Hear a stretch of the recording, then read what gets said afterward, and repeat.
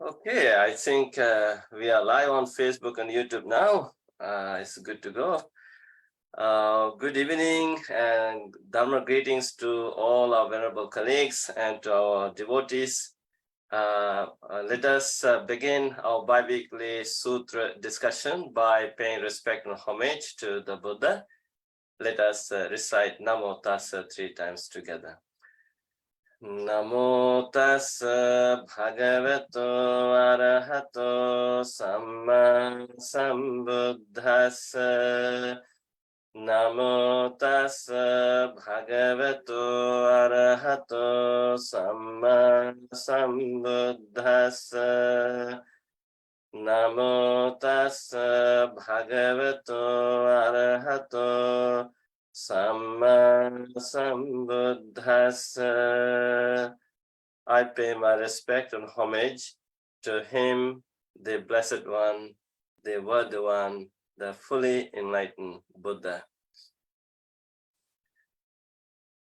Dear Venerable Sirs, dear friends in Dhamma, it's a great joy to have our 62nd bi-weekly Sutra discussion. So last week we discussed Four Noble Truths, and this week we thought of having the discussion on the Noble Eightfold Path. And before we begin our discussion on the Noble Eightfold Path, I would like to introduce our venerable monks, and there are no nuns here today, to our audience. And last week, I contacted Bhikkhu Bodhi, whether he would be free today to join our discussion, since Bhante Bodhi has authored books on Four Noble Truths and the Noble Eightfold Path. And Bhante Bodhi happily replied to me, said he would be joining us. So today is such a great joy to have us among us. Bhante Bodhi joining the discussion from New York. So we would like to give a warm welcome to Bhante Bodhi to our bi-weekly Sutra discussion. And then we also have Bhante Yogavachar Rahula from Washington, D.C. And Bhante Rahula was going to have a meeting with his Brazilian friends today around this time. And he said he may not be able to join us. But to our good karma, that meeting got canceled, so he is here to join the discussion. So we are very happy to have Bhante Yogavachar Rahula from Washington, D.C. And then next we have Venerable Trudeau joining the discussion from Florida. And then next we have Venerable Muniputto joining the discussion from Hawaii. And then we have Venerable Shantasobana joining the discussion from Los Angeles. And we have Venerable Viveka Bhikkhu joining the discussion from Mississauga, Toronto. He's staying with us. Originally, he's from New Brunswick, Canada. Then we have Venerable Bhante Kusala joining the discussion from Boston. And then we have Bhante Jinananda joining the discussion from Ottawa, Canada. Then we have Venerable Somawangsha Thero joining the discussion from Vancouver, Canada. Then we have Venerable Bhante Jayasara joining the discussion from New Jersey. And then we have, I think you're from Long Island, Venerable, I forgot your name. You said Motorola, Moto G. What's your name, Venerable? Sudhamananda. Sudhamananda from Long Island. That I know. Welcome. So I would like to give you all a warm welcome to this bi-weekly Sutra discussion. I also would like to welcome our friends who are here on Zoom platform among us, among the bhikkhus. And also a warm welcome to our friends who are watching this discussion on Facebook and YouTube Live. And of course, we also have a bhikkhuni, Venerable Thitnu Tin Quang. I think Bhikkhuni, Venerable Bhikkhuni, can you have the video? Oh, now we can see you. She is of the Mahayana tradition, of Vietnamese Mahayana tradition, from Hamilton, Canada. So, Venerable Bhikkhuni, welcome to our discussion. As last 2 weeks ago, we had such an amazing discussion on the Four Noble Truths based on the Buddha's first sermon, Dhammacakkappavattana Sutta, and I received a lot of feedbacks from the lay people. They really enjoyed, but we did not have a detailed discussion of the Noble Eightfold Path. And so that led us to have another discussion of the same subject, Noble Eightfold Path. So I thought of our beloved Bhikkhu, the Bhante Bodhi, to see whether he would be free today. And to our good luck, he is free and he's here with us.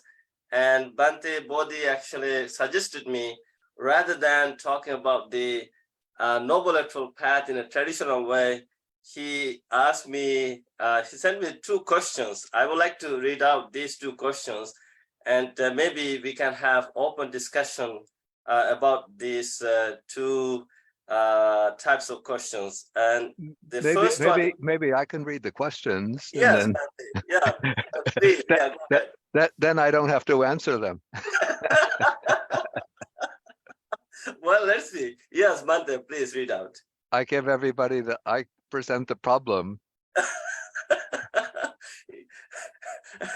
I think what I hear from some monks, after reading these 2 questions, they started sweating. Maybe you can help us, Bhante. Okay. Yeah. So. Okay, so let me get close up to my screen. Yeah. Okay, so I think everybody, of course, knows the sequence of the factors of the Noble Eightfold Path. So we start off with right view, then we come to right intention or right thought, then right speech, right bodily action, right livelihood. Then we have the 3 factors: right effort, right mindfulness, and right concentration. And we see that the end of the Noble Eightfold Path is right concentration. And yet when we find other sequences, like we have the sequence of the threefold training, usually we have Sila, Samadhi, Panna.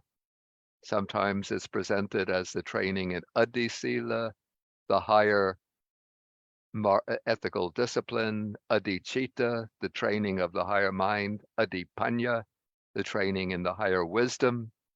So you could see we go from virtuous conduct to concentration to wisdom. But when you look at the sequence of the Noble Eightfold Path, it seems to culminate in Samma Samadhi, right concentration. So the question is, where does Panna enter the picture in relation to the Noble Eightfold Path? I know it's usually said any basic textbook on Buddhism, including, I think, my own little book on the Noble Eightfold Path, will say the 8 path factors are arranged. The first 2 factors, right view, right intention, that's the wisdom group. The middle 3 factors, right speech to right livelihood, the ethical factors, and the last 3 factors, right effort, mindfulness, concentration, are the concentration factors. Do you know which sutta the Buddha makes that threefold division of the Noble Eightfold Path, the 8 factors? Anybody, can anybody cite the sutta? Because I remember the Chula Vedala Sutta, there is a discussion between Dhammadina and Visakha. No, I'm saying, where does the Buddha make that distinction? Oh, yeah, that's right. Well, in the Parinibbana Sutta, of course, he mentions, Sila, Samadhi, and Panna, the 3 trainings quite often. Yeah, again and again. but where does he divide the 8 factors of the path into those 3 Oh, groups? So Like when you ask any child in a what is he called it? Dhampasala, the Dhamma school in Sri Lanka. Yeah. How do you treat the Noble Eightfold Path in terms of the 3 trainings? They'll tell you right off the bat. Right view, right intention, the wisdom group, that belongs to wisdom, right speech and so on, the sila group, right effort and so on, the samadhi group. But where does the Buddha make that distinction, that division?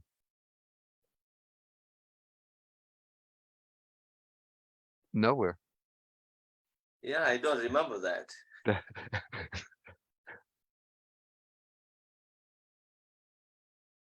And I know, Bhante Bodhi, you have translated most of the Pali Sutras into English. And have you come across any sutra where Buddha is talking about this division? No. Okay. But I'm not saying that the division is not valid. It's just that we don't find it coming from the Buddha himself. The only sutta where that division is made is the Chula-Vedala Sutta, which is spoken by the Bhikkhuni Dhammadina. Was it Dhammadina? Yeah. Yeah. Of course, afterwards it said that conversation was reported to the Buddha, and then the Buddha said, "Sadhu, sadhu, well spoken by the Bhikkhuni Dhammadina." If you had asked me these questions, I would have answered in the very same way. But Bhante, if she was so correct, why didn't you? You've spoken from the age of 35 to the age of 80. You've taught the Dhamma for 45 years. And no place did you make that distinction. Could it be coming from the Attakatha or Visuddhimagga, Bhante Bodhi? Well, of course, the Attakatha will pick. I mean, the distinction comes, or that division comes from the Chula-Vedala Sutta. Yeah. And then, of course, the commentaries will, of course, pick it up, and other texts will pick up that way of dividing the 8 path factors.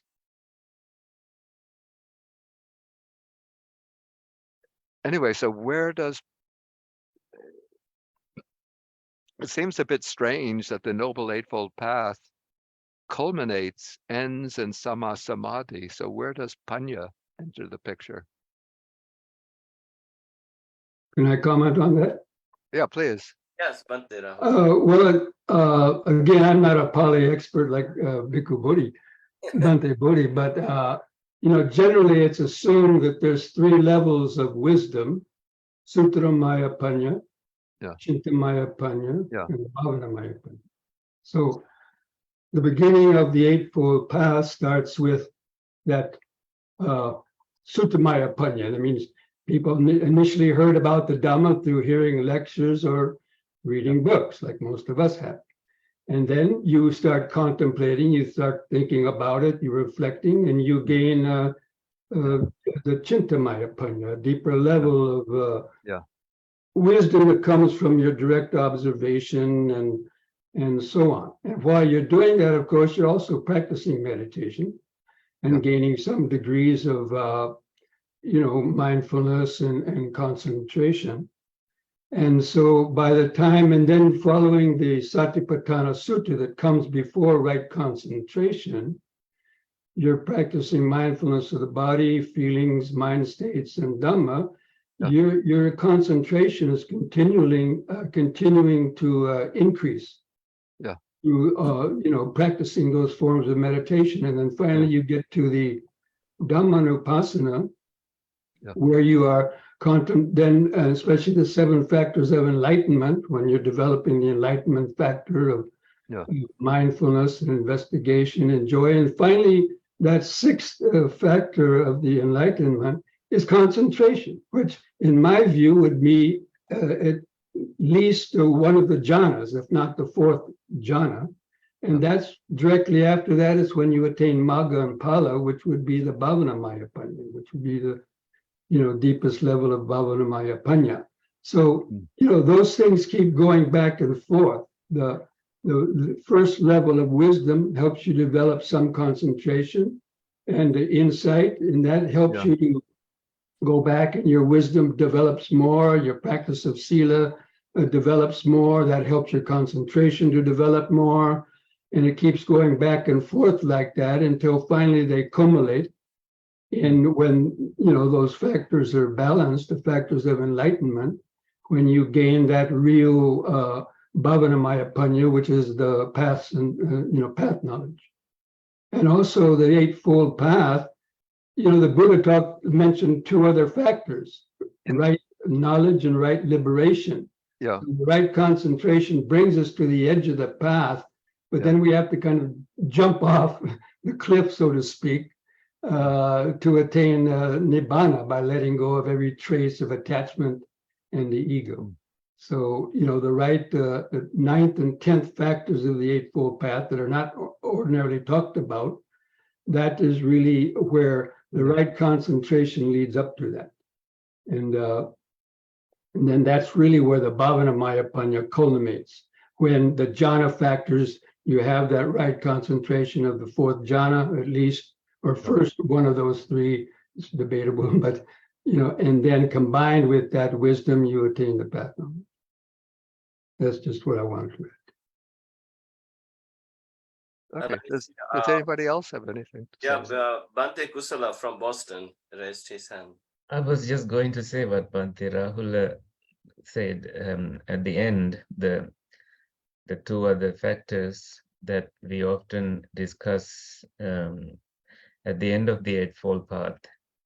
I think that is also explained in the Pali quote that goes as Dasahangehi samannagato arahati vuchyatiti. So Dasahanga includes these 8 and the last 2 factors, Samma Jnana and Samma Vimutti.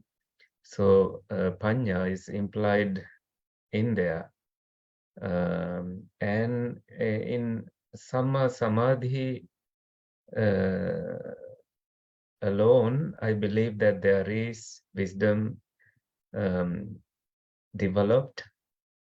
And when we begin with right view of abandoning misunderstanding and coming to right understanding, there is definitely wisdom factor in it.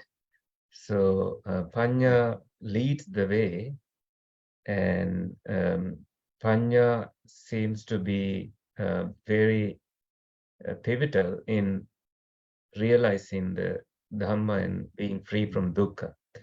So I was just going to bring those two up, and maybe Bhante Bodhi has another question related to this, that where does that come from, or something like that.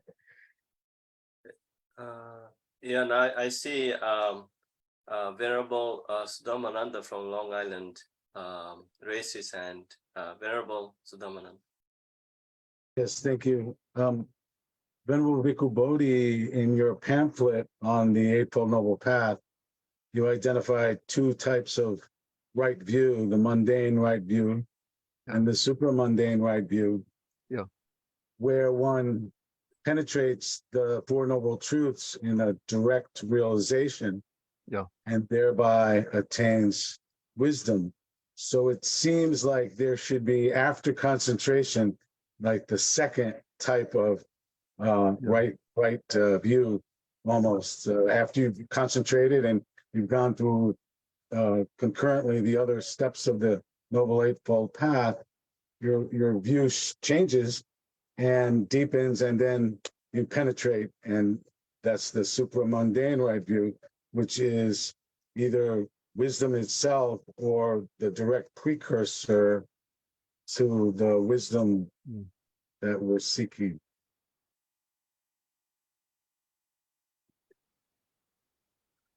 Yeah, there's a sutta. Maybe I could bring in a couple of suttas that shed light on this question.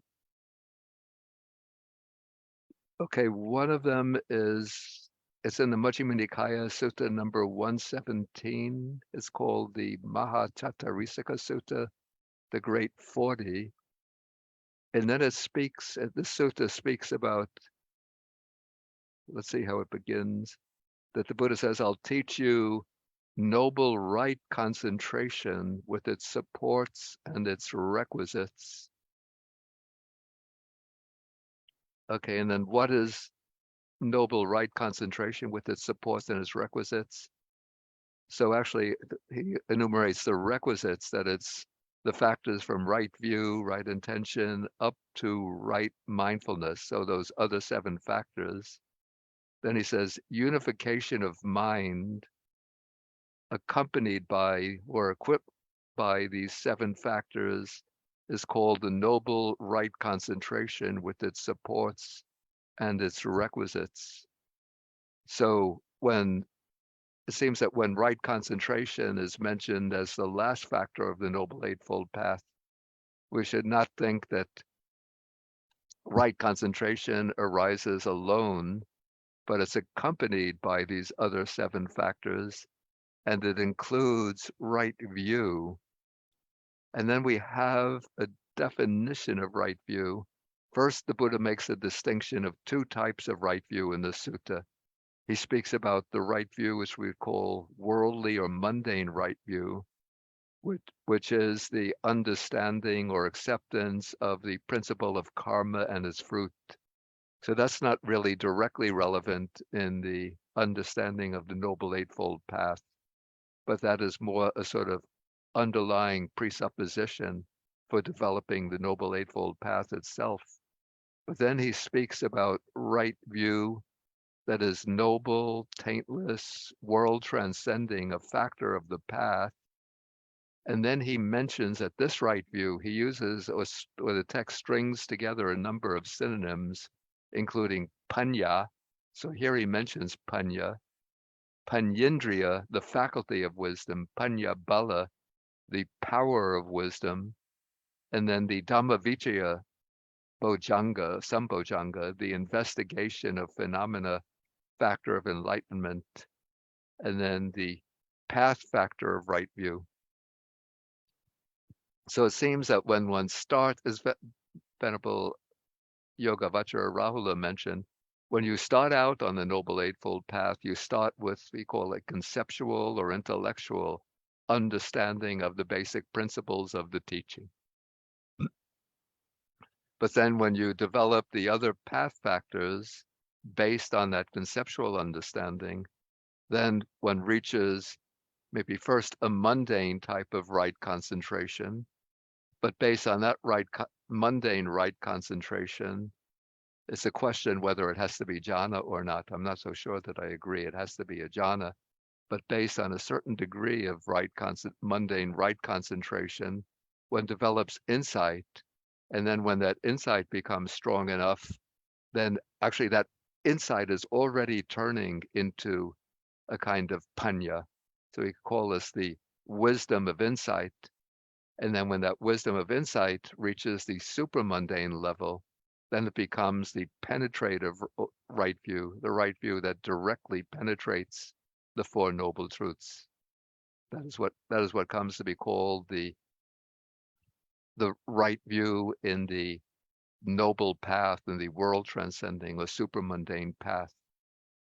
Yeah, so that's one way to understand the position, how the right view that begins the path, that's the sort of the starting point of the path, matures through practice and then becomes the true panya, the real penetrative panya, the wisdom of insight, and then the wisdom of the world transcending path. And then there's another interesting sutta. This is also in the Majjhima Nikaya. It's number 149, the discourse on the Great Sixfold Base, or the Great Discourse on the Sixfold Base, Mahasalayatanika Sutta.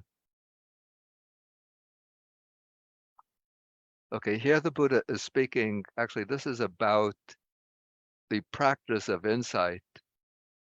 So he's saying that when one knows and sees the I as it really is, when one knows and sees forms as they really are, when one sees eye consciousness, eye contact, and the feeling born of eye contact, seeing all of these as they really are, then one is not carried away by lusts, by attachment to the eye forms and so on.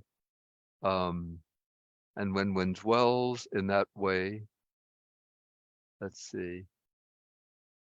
Okay, then when one is dwelling in that way, he says, the view of a person such as that is right view.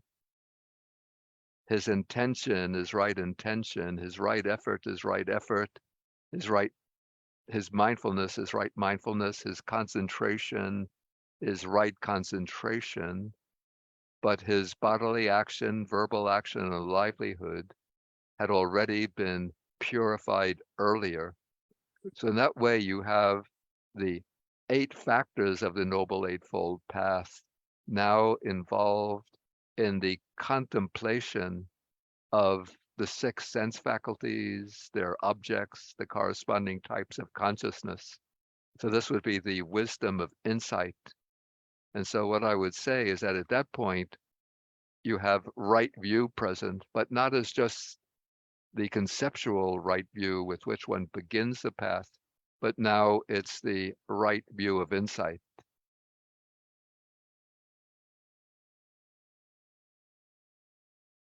Okay, so maybe those are some texts that shed some light on the question, but maybe somebody else has some thoughts or can think of some passages, relevant passages.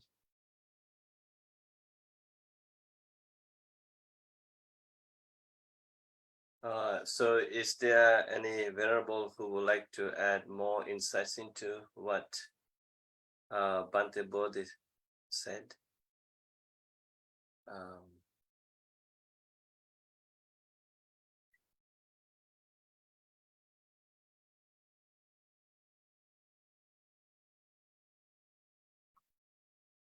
Okay, nobody has any anything to say.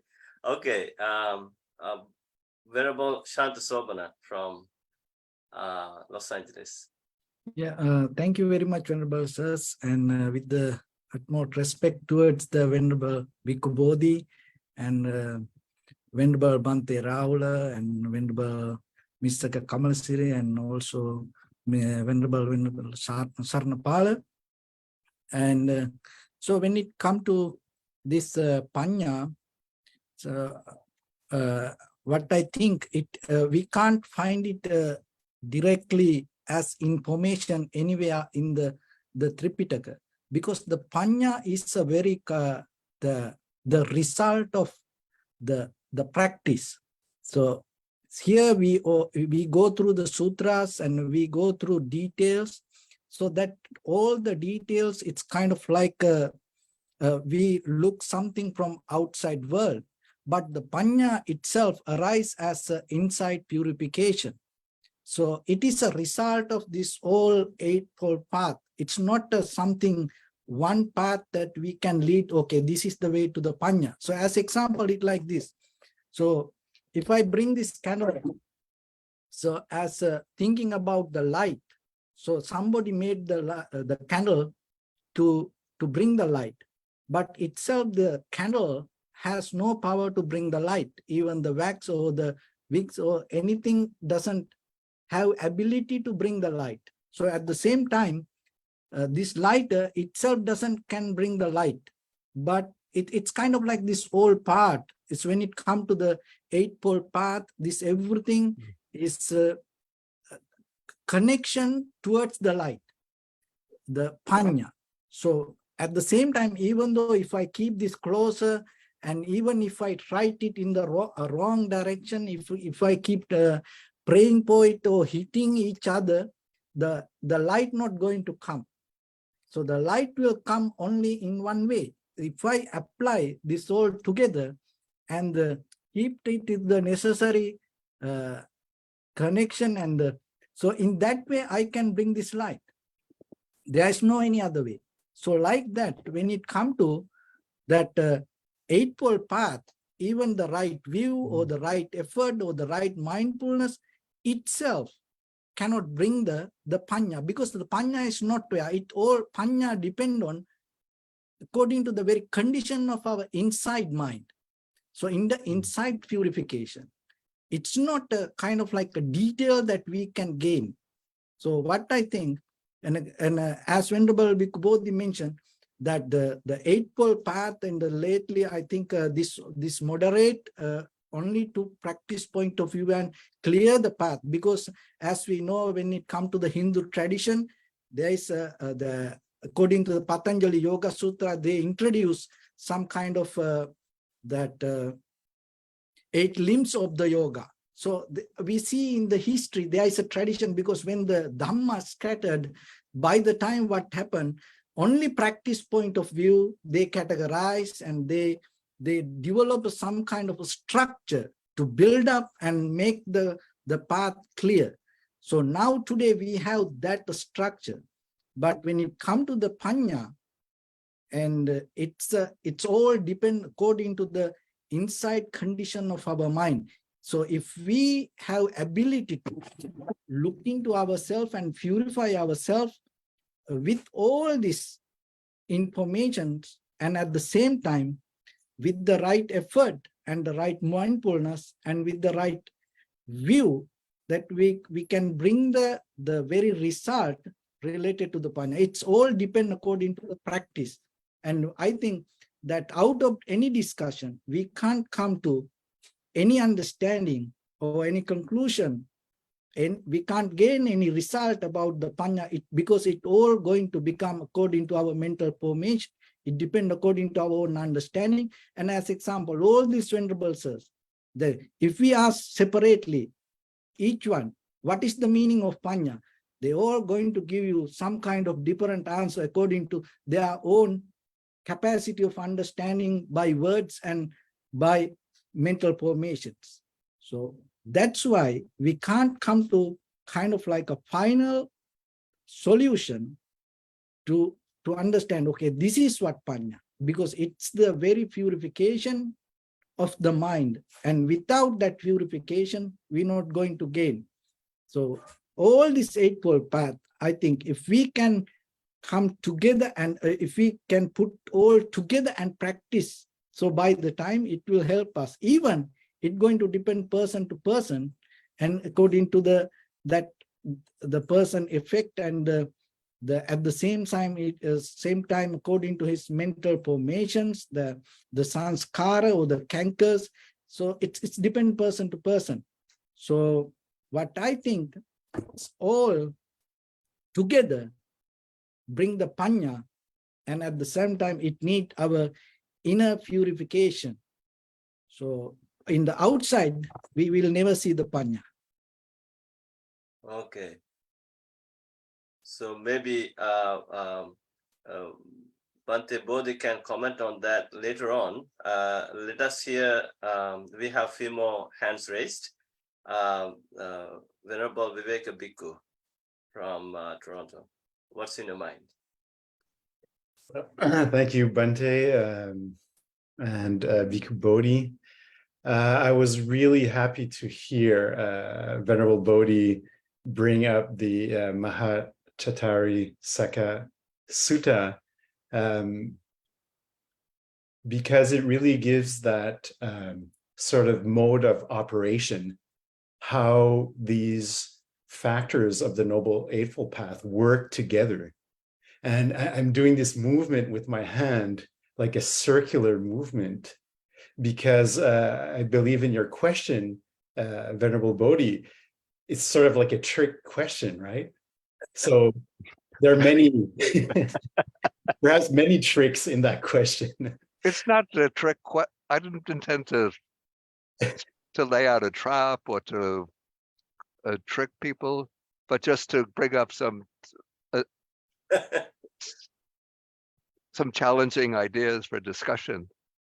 Yeah, it's a good trick. I mean, in the sense that it triggers a trigger rather than a trick. Yeah. Yeah, right, trigger right. for discussion. Yeah. And so because in one of these questions is that concentration is the end of that. Why is it at the end of placed at the end of the Noble Eightfold Path? And then in that very sutta, it tells us that noble right concentration is with all the other 7 factors. Yeah. Right. And later on in that sutta, it also mentions right view working with right mindfulness and right effort. Yeah. When these three circle around each other, and then whenever there's bodily action, speech, whatever it is, it becomes right speech and right bodily actions with this sort of generating force of this these 3. So he's just pointing out how these factors are interrelated. Yeah. So I think that's just such a beautiful. I was just so happy you brought that up, and to see that it's not just a linear, sequence, that it's actually working. It's like a mechanics turning together. Yeah. So we can't leave out, in a way, certain parts. So yeah, and also I think that this point that's you brought up that sort of refers back to that Mahachattarisika Sutta, in a way that sort of a bit contradicts that very neat elementary Dhamma school way of dividing up the 8 factors of the path into the 3 groups. These factors belong to the Sila group, to the concentration group, to the wisdom group, because underlying all of these factors, the sutta says, first you have right view. Right view is able to distinguish, even in the case of action, what is right speech, what is wrong speech, what is right action, what is wrong action, what is wrong livelihood, what is right livelihood.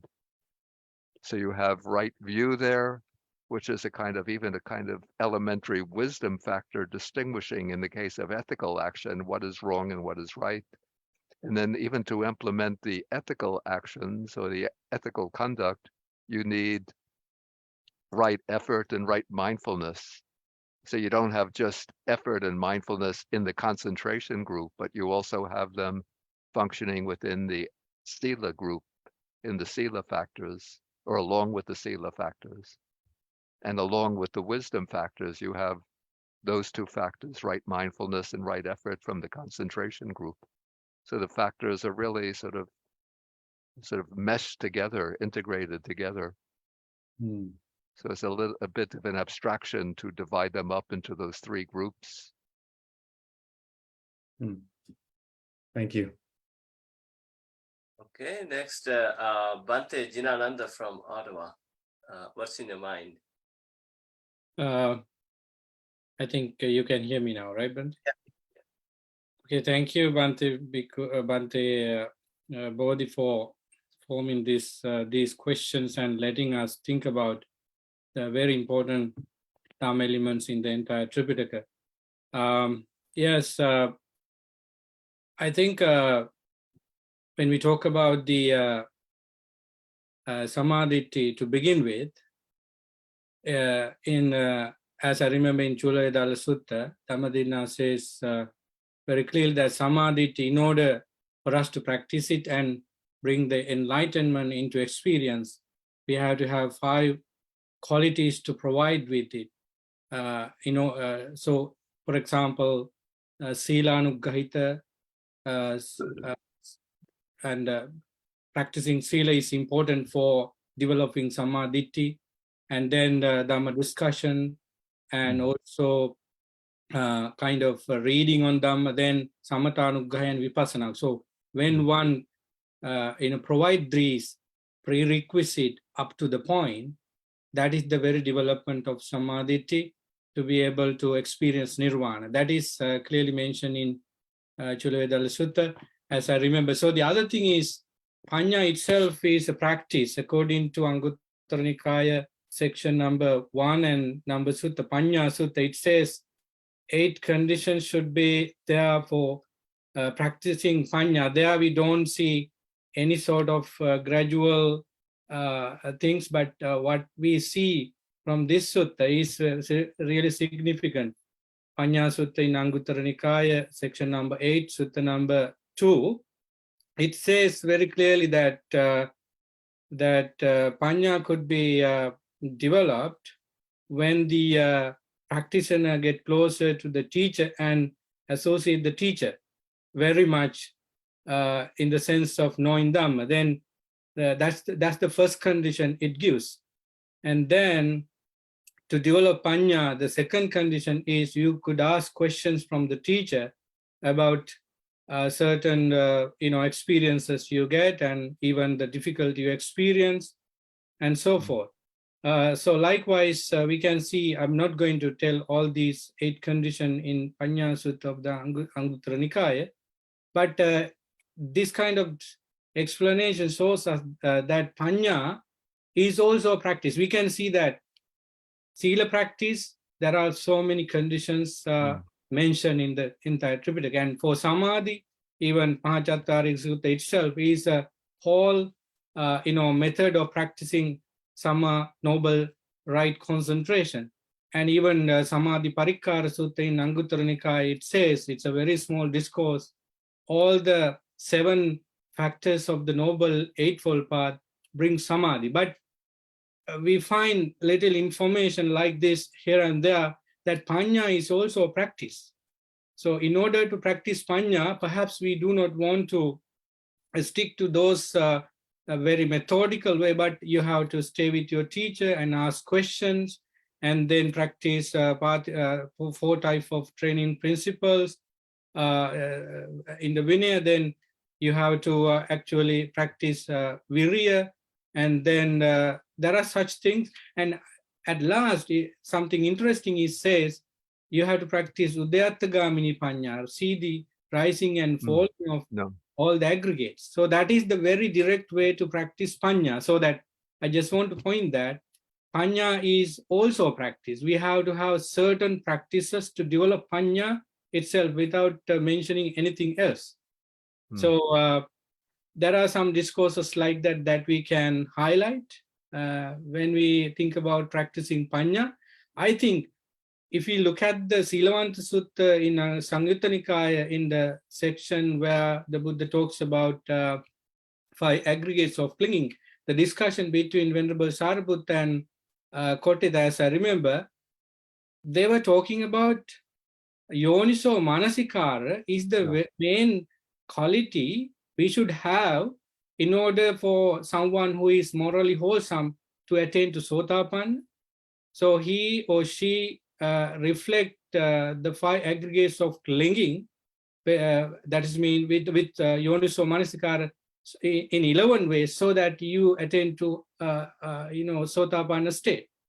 Then the one who attains to Sotapanna, stream winner position, should have Yoniso Manasikara on 5 aggregates of clinging in 11 ways. There you confirm yourself the next level of enlightenment. Like that, it goes on and on, so that from this discussion, I see that the baby level of Samadhi and Panya would be the Yoniso Manasikara.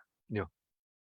So I think from this kind of explanation by the Buddha and also great disciples, we can see that Panya is a kind of development as well as it's a kind of practice. It's not only the end results of something, but it has to be practiced from the very beginning too. That's what I wanted to share about that.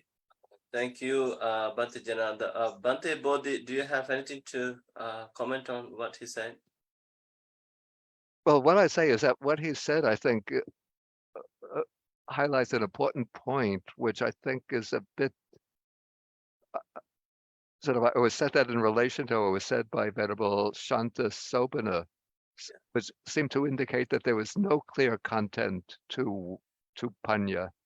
Whereas I think that there's definitely is like a clear content to Panya, which is in this case, there is the contemplation of the 5 aggregates by way of those suttas mention 11 aspects, but those 11 aspects are really just finer divisions of the three universal characteristics of impermanence, dukkha, and anatta.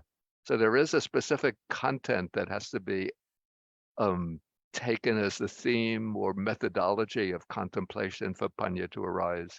It's not just that panna arises, without a fixed content, but one has to contemplate by way of either the 5 aggregates or by way of the 6 sense spaces, and then observing the particular objects that constitute the domain of contemplation, examining them first in order to get a clear discernment of their specific characteristics, and then contemplating them through the lens of the 3 universal or broad characteristics of impermanence, suffering, non-self.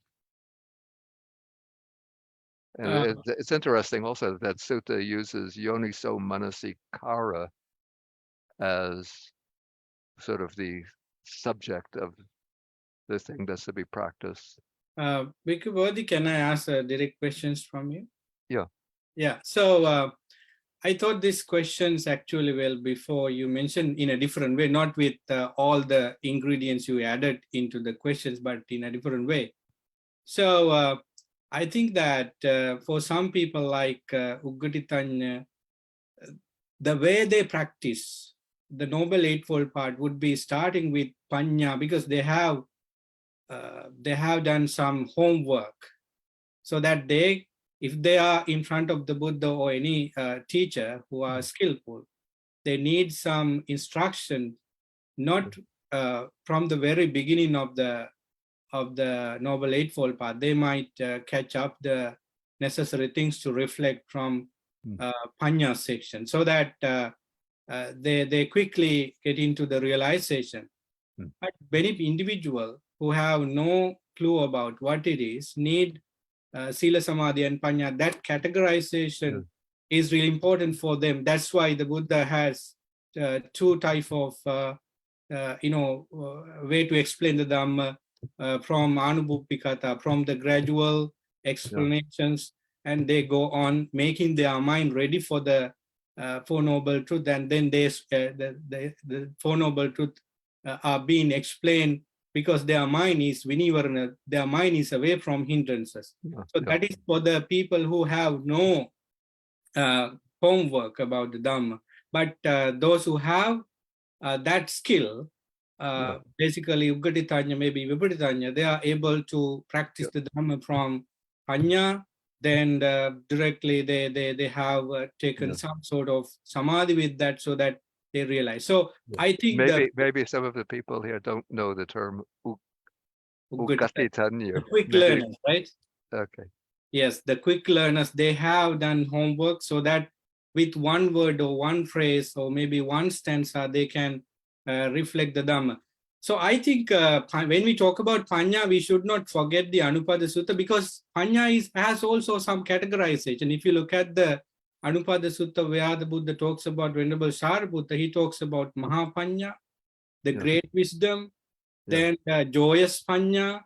I cannot remember all the pannas the Buddha talks about. I think Tikka Panna, then Hasa Panna, Putu Panna, Javana Panna, yes. So when we take this categorization of Panna, I think some individuals has developed some sort of Panna than the other one, so that they quickly get into the necessary conditions to move forward from here to next level. So that I think in broader sense, I think panna is such so that some individuals can get into the panna section directly because of the homework, so that the way we learn theoretically the Noble Eightfold Path would be Sila, Samadhi, and Panna, even though it is not mentioned clearly in the discourse. When we come to practice, that's certainly true. When we come to practice, it's different. It shows again in the Sile Patitta and Narosapanyo Chittang Panyan Chabhavyan. That stanza in that very small sutta in Chata Sutta. So the one who is wise, taking the sila into practice. The one who doesn't have any wisdom cannot practice sila either. Right? So that the practicing sila is being done by somebody with some sort of knowledge or wisdom, or whatever it is, any word, but it's called sapanyo, the one who has wisdom. So I think when we learn the Dhamma, particularly Noble Eightfold Path, we have a particular way to do that. But when we come to real practice, it happens in a different way. Thank you, Bhante. Yeah, okay. So thank you. We have more hands raised. Before that, I would like to introduce more venerables who are here. Is Bhante Nanda from Long Island. He's here. Okay. And Bhikkhuni Dhammadina from Virginia. And Venerable Mystica Kamalasiri Thero from Minnesota. And Venerable Pemaratana, Bhante Pemaratana from Pittsburgh, United States. And we have Venerable Bhante Konnanya. Bhante Konnanya, I would like you to turn on your video. I haven't seen you for a long time. From New York City. And Bhante Gururatana. I don't know where he's from, so welcome. Next, I see Venerable Bhikkhuni Thich Tin Quang from Hamilton, Canada, raised hand. Bhikkhuni, what's in your mind?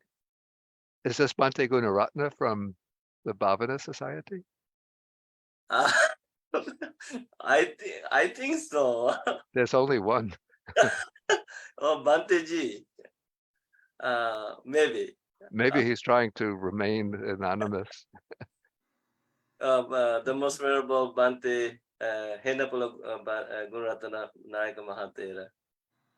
Maybe he will show up at the end of this session to add more insights. Venerable Bhikkhuni Thich Tin Quang from Hamilton. Hi, Venerable Sarnapala and Venerable Bhikkhu Bodhi, and to all the other venerables, thank you. I'm just, first of all, I just want to say, which is probably not a big surprise, I'm not a Pali scholar by any stretch. I know more Sanskrit than I do Pali. It's important to understand, at least from my perspective or from the way I understand things, that the Eightfold Path is not a series of progressive steps to be mastered one after the other. And each step is to be developed and practiced together with the other steps because they all support one another. And I think this was mentioned before. It's like they're interrelated. So strictly speaking, there's no first step and there's no last step. The 8 steps, however, do support the ethical, the sila and samadhi and prajna, and as they're essential factors in the Buddhist training. With right view, as they're usually presented in a list, right view is the first step, even though there is no first step, and it supports wisdom. However, you need all of the steps for the wisdom to eventually come out. Wisdom is not something that's there. It's in all of the steps, and they have to come together in order for wisdom to awaken, or for people to gain some insight through their experience. And when we talk, at least in my tradition, I come more from a Zen tradition than anything. It's not merely an intellectual understanding of the steps. It's a thorough penetration, seeing things in their true nature. And we see them without a name or a label to them. It's, our happiness and the happiness of those around us depend on the degree of right perception or right view. And so we have to touch reality deeply, knowing what's going on inside and outside of ourselves. And that's the only way we can liberate ourselves from suffering. And it's caused by, if we can't do that, then we have wrong perception. And because I have also a background in as a psychotherapist, I also see it in how people misunderstand what's going on around them, and it causes them great suffering because they don't have right view of what's going on. So I just wanted to put my 2 cents worth in and hope that I stayed a little bit on topic for the rest of you. Thank you. Okay, thank you, Bhikkhuni. So is there anything that you would like to comment on, Bhante Bodhi?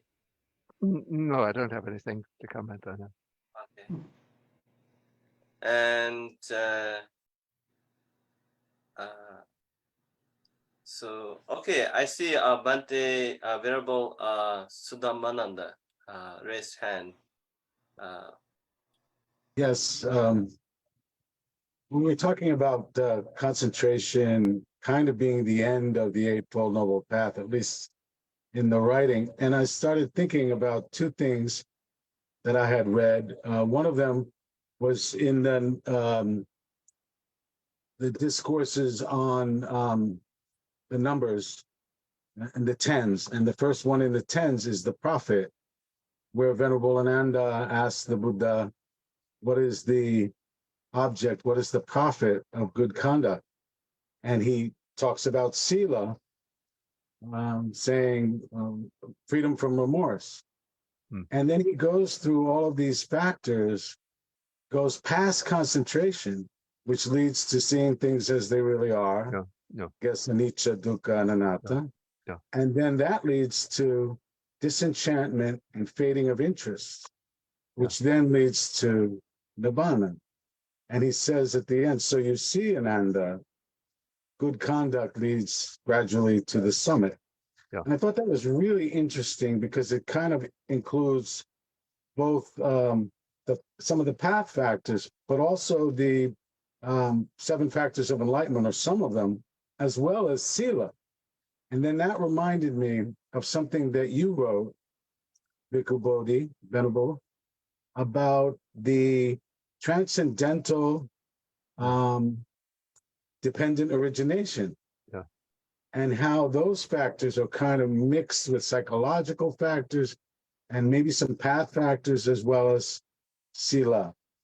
And I think perhaps when we look at them a little bit, we can also get some insight into the Noble Eightfold Path in terms of how it materializes in our practice.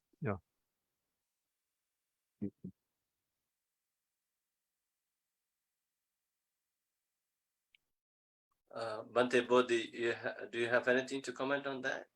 Yeah, I'm just trying to refresh my memory. Yeah, but actually that sort of sequence that we find in a number of suttas in the Anguttara Nikaya, we could map it on, certainly you could map it onto the framework of sila, samadhi, panya, since we have the initial stages by observing the silas, one has non-remorse. Then you have these factors, joy, this is pamoja, going to piti, rapture or elation. Then I think passaddhi is tranquility. Yeah, so those are factors that you find in the 7, amongst the 7 bojjhangas, piti and passaddhi, joy, delight and tranquility. Then it comes to sukha, to happiness or pleasure. Then samadhi. So there you have samadhi, but not at the end, but in the middle position. Then based on samadhi, you have yatha bhuta jnana dasana, the knowledge and insight into things as they actually are. So now we're coming to the real higher wisdom. And the word used here, yatha bhuta jnana dasana, dasana is seeing, which entails, it's pretty much the same as samadhi. So now you're getting into the right view of insight. And then out of that right view of insight, then comes the steps leading to nibbanic realization, disenchantment, dispassion, liberation and the knowledge and vision of liberation. So there with the liberation and knowledge and vision of liberation, then you're coming to those two factors that lie in the tenfold scheme, where you have right knowledge and right liberation after right concentration. Yeah, so the relationship of all of these different groups of factors can become very complex.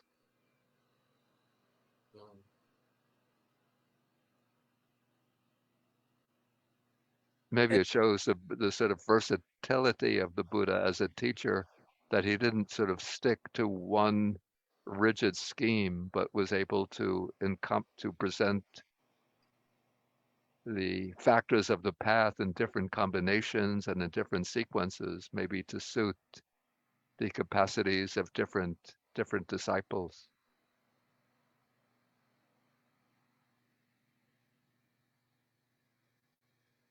Okay, we see Venerable Tridel from Florida. What's in your mind? Salutations to all the venerable, most venerable, and bhikkhunis present today. Venerable Bhikkhu Bodhi, do I have this right? I am super junior monk. So someone have here a slideshow that shows morality as putting beliefs into action. And under meditation, they put training mind to have correct thoughts and beliefs. And under wisdom, they put linking thoughts and action. Is that correct?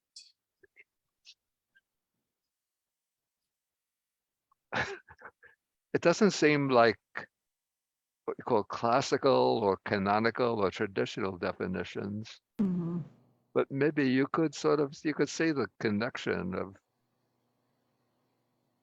those ideas with the three terms, but it's not the explanations that one finds in the canonical texts. Okay. But you don't have to be, what doesn't have to be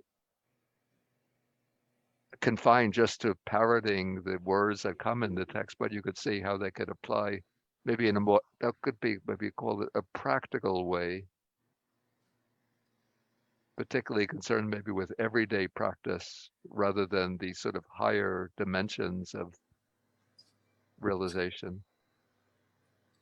Thank you. I just wanted to confirm this because I think the lay people are confused when we're on an academic scholarly discussion and they're like, how do we make this connection in sequential order?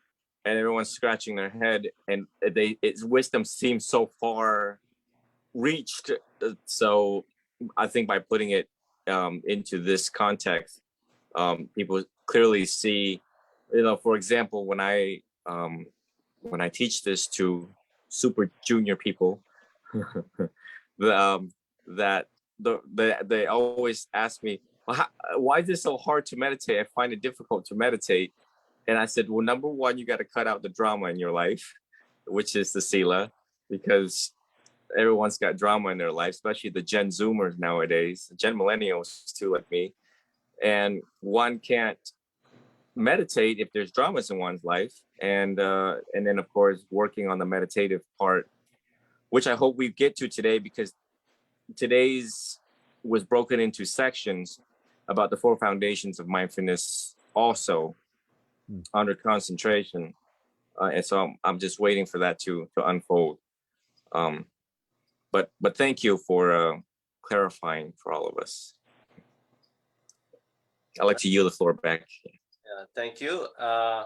Next, I see Venerable Vivek Bhikkhu raised his hand. What's your next? Thank you so much, Bhante. I just wanted to point out that and honor Bhante Ji's contribution in the chat box. And I'm just wondering if it would be worth even reading out. Okay. Okay, so the eight factors conducive to the development of liberating wisdom are as follows. Tutelage, that is living in dependence of a dharma teacher, Number 2, inquiry, that is questioning the teacher about the Dharma. Number 3, bodily and mental aloneness, that is cultivating the stilling of both the body and the mind. Number 4, moral virtue, that is keeping to the monastic discipline to the fullest. Number 5, deep learning, that is mastering the Dharma in their import and practice.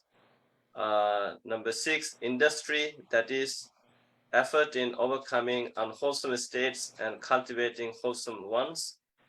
Number 7, speaking the Dharma, that is either discussing Dharma or meditation.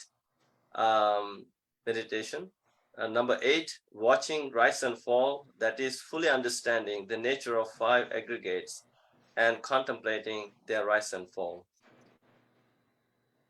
Okay, so these are 8 factors of the panna. That's how you cultivate, isn't it, Bhante Jinananda? Yes, Bhante, thank you. The same thing I was actually talking about, and I thought of putting it in the chatting box for anyone to read for any further discussion. So the question I just want to ask from these very scholarly and also very wonderful monks is basically from Bhikkhu Bodhi and Bhikkhu Bhante Rahula and everyone. So when we come to the Noble Eightfold Path, in Pali we call Samma Ditti, Samma. In each factor we have Samma. And when we come to English translation, it's right. Basically, that is the thing I see from many translation. Does this translation provide the very meaning of Samma, or is there particular way we need to understand Samma in Pali? And is there any other terms that we can use for Samma in English? I could see that late Bhikkhu Punnaji used harmonious instead of right in his writing. And number of monks I see recently talking about different way of understanding what exactly Samma means or right means. If right is okay, because we are coming from where English is not spoken as main language, and we should ask this question from you, Bhante, who understand things in English, so that what is exactly we can explain in the word Samma or right. If there is any alternative, what it would be.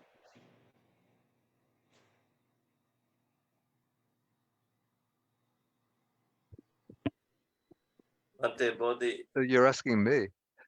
Yeah, I think he asked the question from you, Bhante. I've been, when I began learning Buddhism, I came across the rendering of Samma as right, and I've used it myself. I don't know a better alternative. I came across years ago Venerable Punnaji's rendering as harmonious. It didn't seem very convincing to me. Okay. When you're practicing the 4 foundations of mindfulness, is that harmonious mindfulness? And then it's contrasted, Samma is contrasted with miccha. So somebody has miccha ditti, say, he says that there's no benefit in giving, no result of good and bad deeds. Is that non-harmonious view? Or is it a wrong view? It seems to me from the Buddhist perspective, it's a wrong view. The problem is not that it leads to lack of harmony, but it doesn't accord with reality.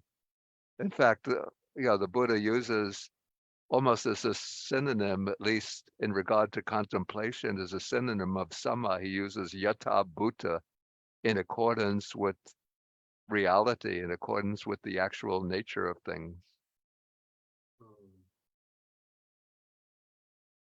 I know now among certain groups in America who are sort of rebelling against traditional ethical standards, so they feel uncomfortable with the ideas of right and wrong. But it seems to me that right and wrong are quite foundational to any kind of system of ethics, and certainly to the Buddha's path. I see Bhante Yoga Rahula raising hands. Bhante Rahula. Thank you. The reason why I raised my real hand is because I can't figure out on my computer how to put that yellow hand up. I was trying for some time.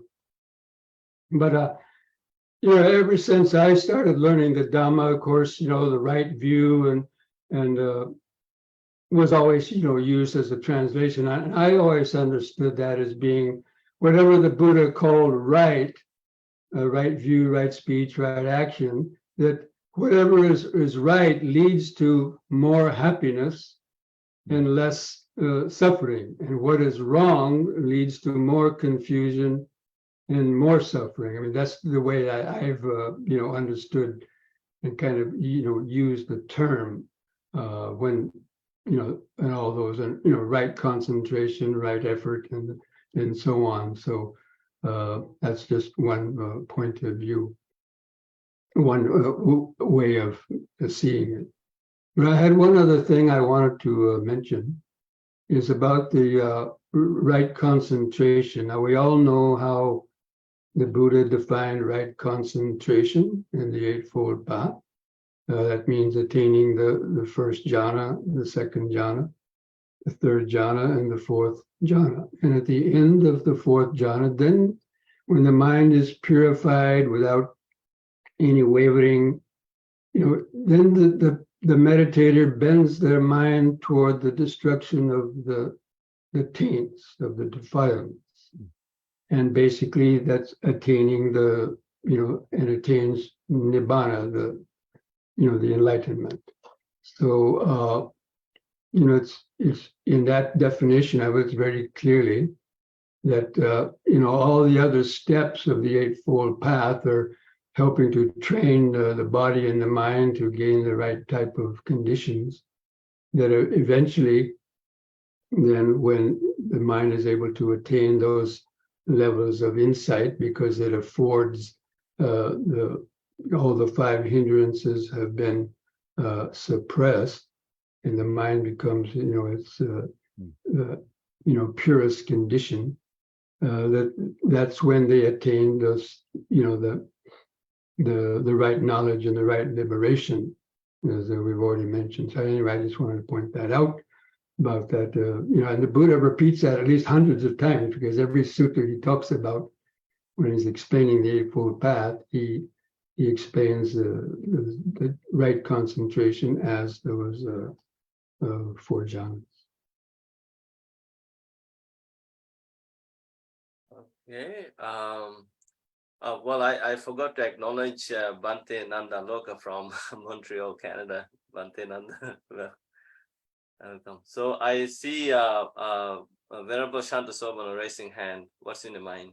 Yeah, thank you, Venerable. And so what I want to mention here that so we give these details about how to gain the wisdom of the panya.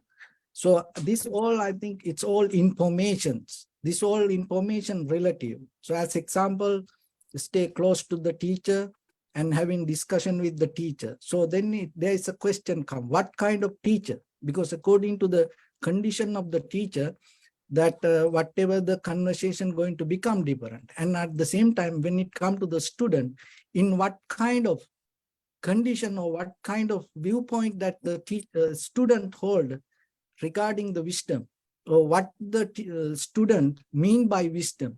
So then that's why this all informations, but somehow finally it is very important for all of us to keep open mind and get out of the self-centered or the egocentric mind and have the faith. So that is why it's very important to develop the faith towards the Buddha, Dhamma, and the Sangha, because that become the very foundation for the journey. So somehow when it comes to the very meaning of the Pali, this Bhante Ji asked that the Samma.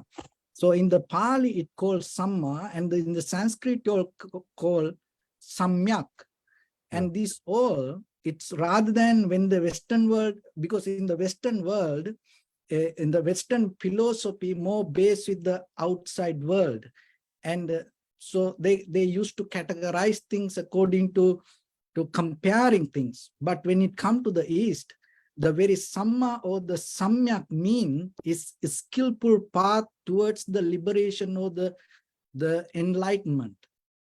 So it's a skillful path. So when it comes to the English language, rather than the adjective or the nouns, there is an adverb.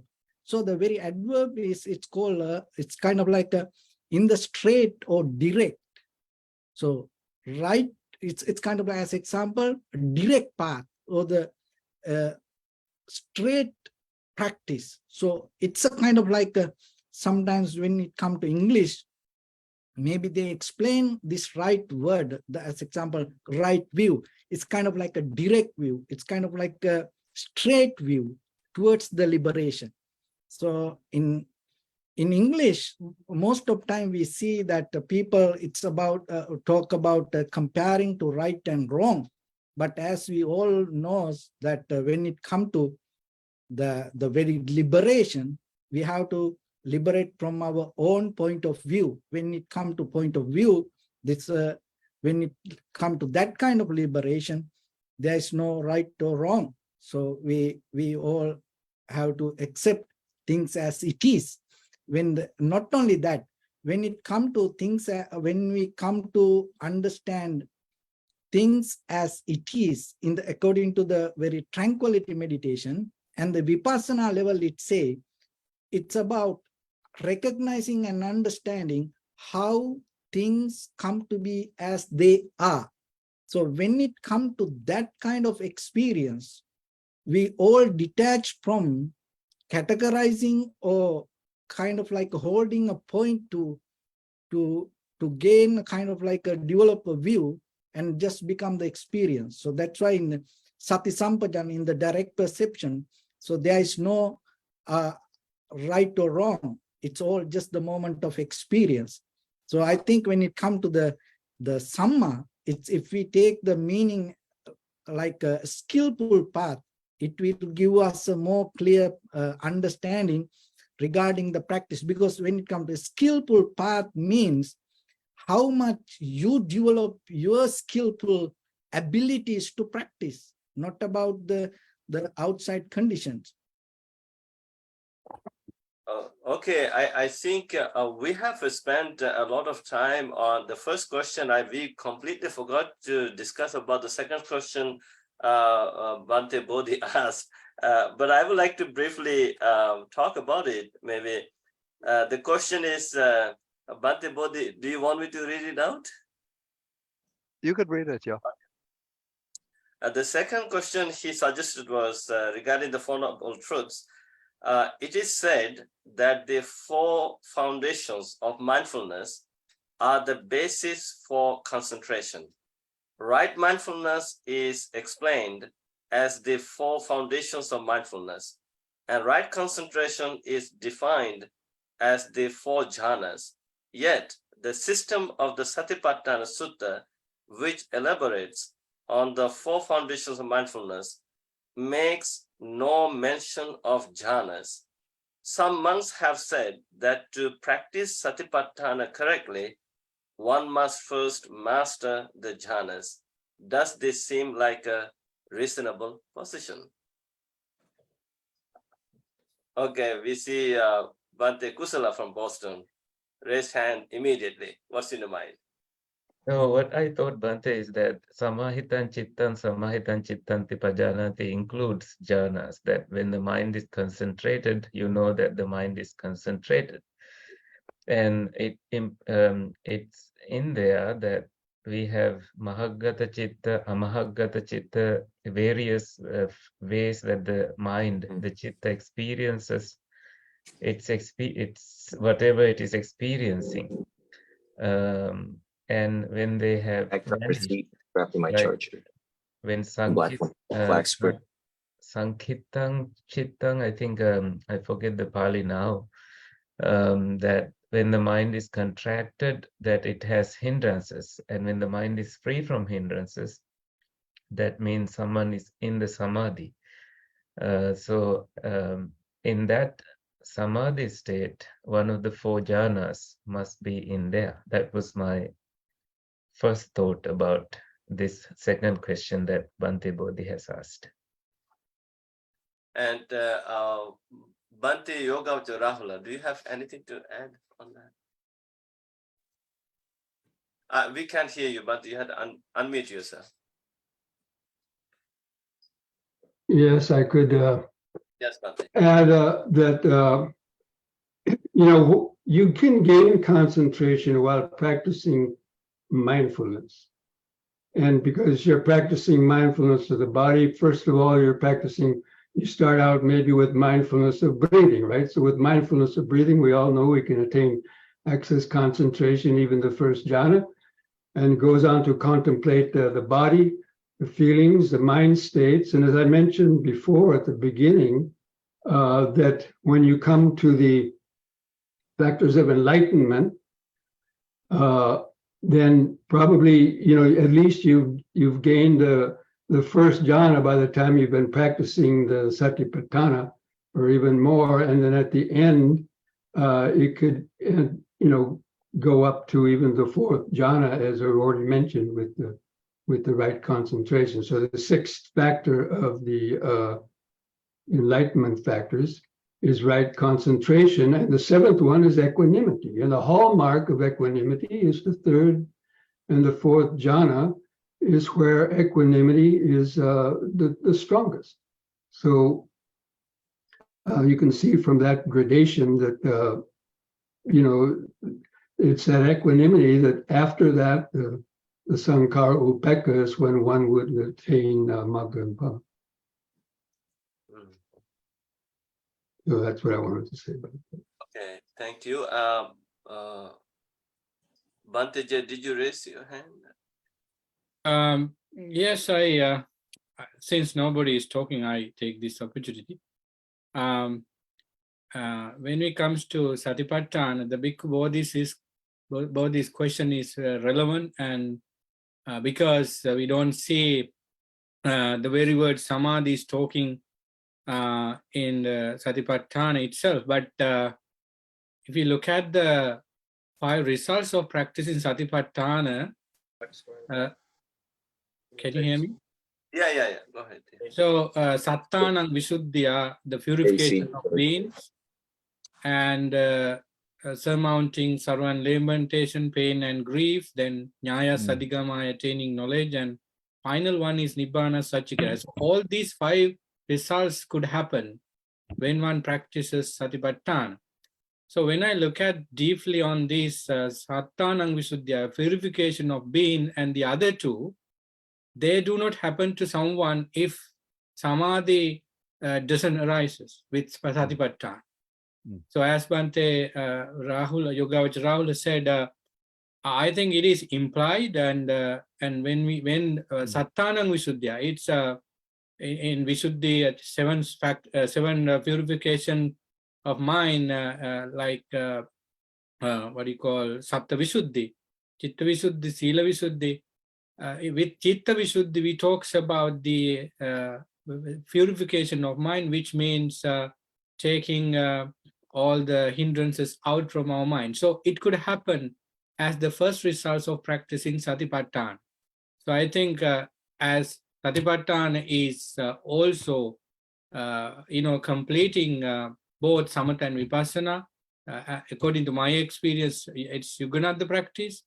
So that Samadhi, though it is not mentioned by that very name, very title, it is always there in each Kayanupassana, Vedananupassana, and Chittanupassana and Dhammanupassana. So I think it is implied. Otherwise, according to Anapanasati Sutta, when you practice Anapanasati, it leads to completion of Satipatthana. Then from Satipatthana to 7 factors of enlightenment, then 2 factors, then Nirvana. So I think that is what I think about the presence of Samadhi in Satipatthana.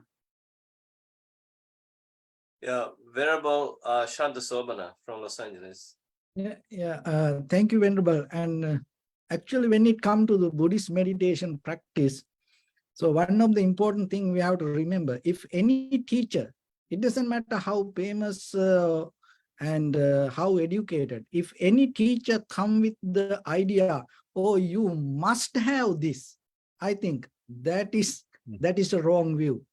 Because when it comes to it, it depends according to the person and according to that person practice and according to his understanding. Each and every person can attain to liberation in different ways. Sometimes one that as example, Venerable Swarnakara that the Buddha gave that kind of like a mental object to observe in a different way. And Venerable Angulimala attained to the liberation different way. And at the same time, Patachara attained to the liberation in different ways. So in that way, we can see each and every person attain to the liberation in different ways. So if anybody come with the idea, oh, you must have attained, first you have to come to jhana and then you have to attain to the liberation or the enlightenment, I think that is a kind of like we putting the teachings to kind of like a very hierarchy, and it's kind of like it's only we base with the information point of view argument. So what I want to mention that according to the Buddha's teaching and the way that how the Dharma went through the history and deeply according to the especially the very early Buddhism, when it comes to that era, that whoever came to Buddha had the very clear open conversation and understood. And so in that way, after they understood something, they changed their behavior. They practice in different ways. So that openness, so especially as Venerable Bhante Yogavachara Rahula mentioned from the beginning, Shrutame Jnana, Chintame Jnana, and Bhavaname Jnana. The Shrutame Jnana, this open mind that having, it's in the another way we call the Parato Gosa, that listening to others, the ability to accept and having the clarity inside our mind take us to some kind of liberation. And at the same time, if what I want to mention here, if anyone come, that's my argument is this, if any teacher come with, oh, you must have that, I think he never understood what is the Buddha's teaching. Thank you. Very interesting. Now the final reflection, Bhante Bodhi, you have heard what some venerables talked about your second question. Now, as final reflection, Bhante Bodhi, what's in your mind? We would like to wind this up with that reflection. Yeah, it seems to me that there are different approaches that suit different people. And for example, one finds like in the scheme of the sequential training that occurs in a number of suttas, like in the Digha Nikaya, the first book of the Digha Nikaya, and then in the Majjhima Nikaya, several suttas where you have the clear training first in the silas, then a number of intermediate steps.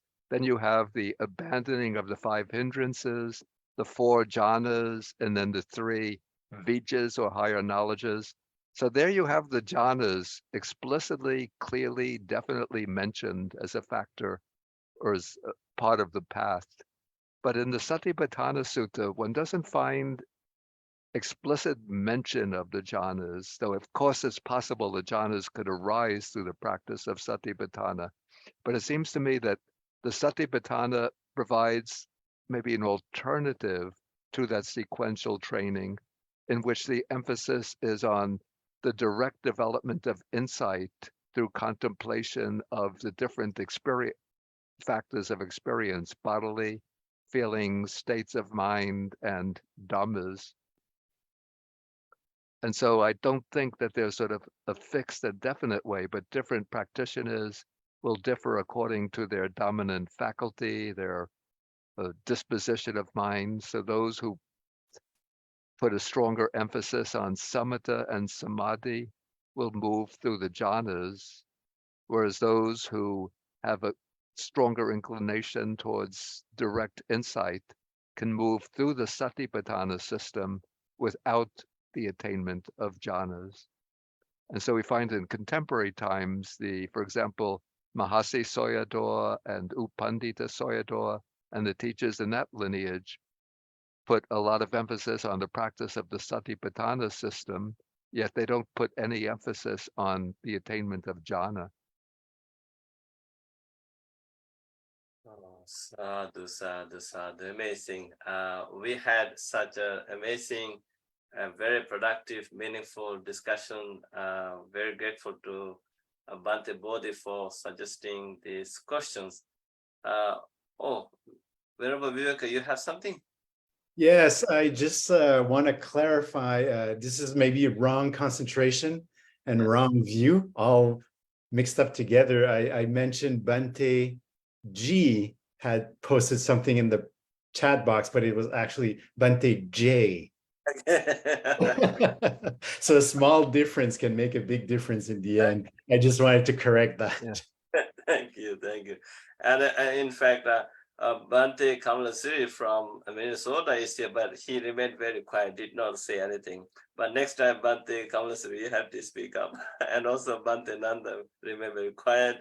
Venerable Bhikkhuni Because Dhammadini. the Bhikkhu Bodhi was there, then there is nothing to say. Yeah, I'm No, on it. Okay, so I have a very kind request from all of you and also those who are watching on Facebook and YouTube Live. Please share this program in your social media timeline for those who are really interested in Dhamma. And this is the gift of Dhamma, Dhamma Dhanam. And with this in mind, now we would like to recite the Over the Patimokkha verses. Can I kindly request Bhante Nanda to recite the Over the Patimokkha verses? Bhante Nanda. With respect from the monks and friends, I'm going to recite Over the Patimokkha right now. Thank you. Sabba pāpassa akaranam kusalasse upasampada sacitta pariyodapanam etang buddhāna sāsanam Khanti paramang tapotitikha nibbanang paramang vadanti buddha nahi pabbajito parupaghati samano hoti parang vihetayang to anupavado anupaghato patimokhecha sangvaro mattanyutacha bhattasmin Pantancha sayanasanang adhicittecha ayogo etang buddhāna sāsanang. Sadhu, sadhu, Sadhu, sadhu. Thank you, Bhante Nanda, for beautifully reciting the Over the Patimokkha verses. It was really relaxing. Thank you so much. And I'm very grateful to all of you And thank you, Bhante Bodhi, for suggesting these two great questions. It was very intriguing and tricky questions, I think, that made all the monks to think deeply. So thank you so much. And also Bhante Rahula, your presence. I know you were supposed to be in Brazil to have a Zoom meeting with your Brazilian friends, but that got canceled. You came here, and all our venerable monks and nuns who are here today. It was such an amazing, very productive discussion we had, and this gave us more insights, and it actually kind of forced us to think. Maybe that was a spiritual reinforcement. Though we have read sutras, knew this, and to think in this way, it helps us gain more wisdom. And so I'm very grateful to all of you for coming together for this 60-second bi-weekly sutra discussion. And this was such a meditation practice, a meritorious deed we performed together. And may all these merits be of help to all of you to enjoy longevity, good health, happiness. May Devas continue to protect and guard all of you with the divine blessings for your health and safety. And may all blessings of the Buddha, Dhamma, and the Sangha be with you, and also be with all our Dhamma friends who are here in Zoom platform and who watch this program on Facebook and YouTube Live. Sabbe Satta Bhavantu Sukhitatta. May all sentient beings be well, happy, and peaceful. So with this metta in mind, I'm concluding this discussion. I'm hoping to see all of you in 2 weeks' time. Until then, be well and good night from Canada. Thank you. Bye-bye. Okay, good night. Good night.